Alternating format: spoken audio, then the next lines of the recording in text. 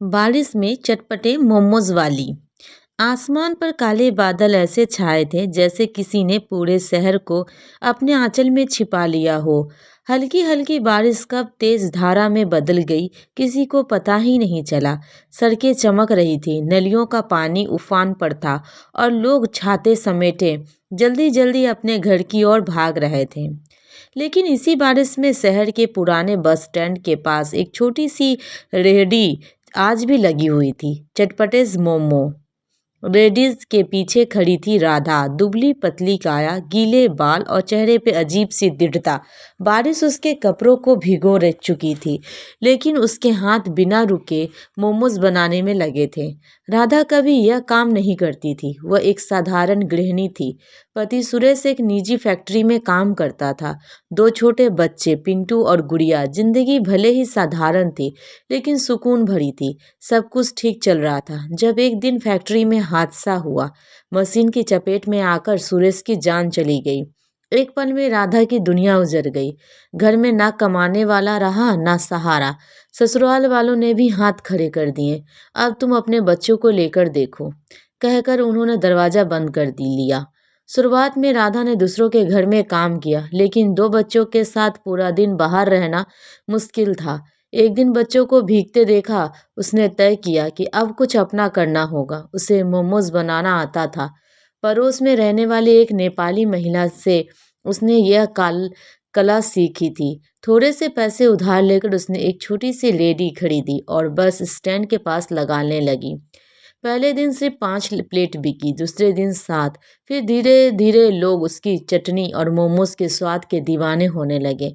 आज तेज बारिश थी। ज्यादातर दुकान अपनी दुकानें बंद करके जा चुके थे। पास वाले दुकानदार ने कहा, बहन आज छोड़ दो, बारिश में कौन मोमोज खाएगा। राधा ने हल्की मुस्कान के साथ कहा, भैया बच्चों की फीस बाकी है, आज नहीं बैठी तो कल क्या खिलाऊंगी। उसने तिरपाल थोड़ा ठीक किया और भाप से भरे भगोने को ढक दिया।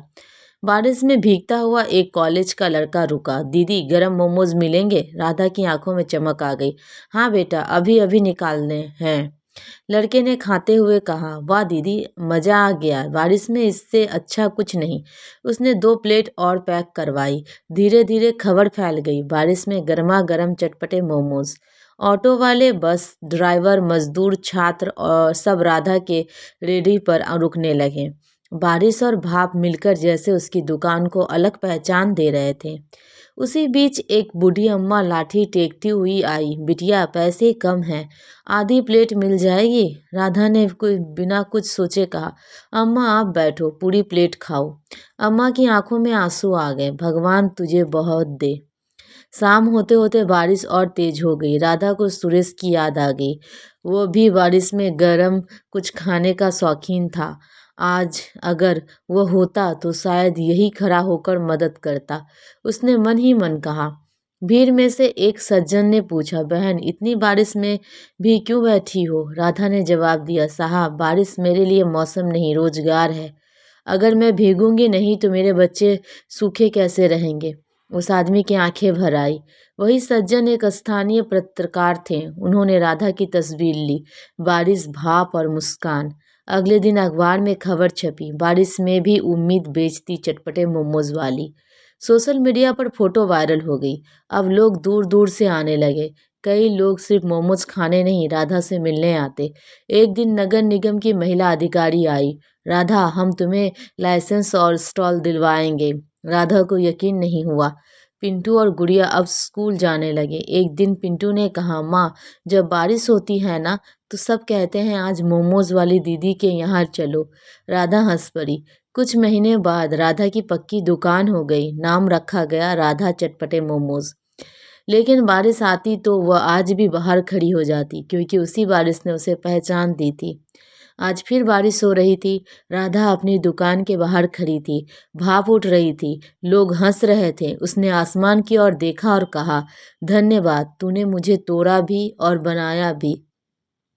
ये कहानी सिर्फ मोमोज की नहीं है, यह उस औरत की है जिसने बारिश को रोना नहीं रास्ता बना लिया, जिसने आंसुओं को चटनी में बदल दिया और संघर्ष को स्वाद।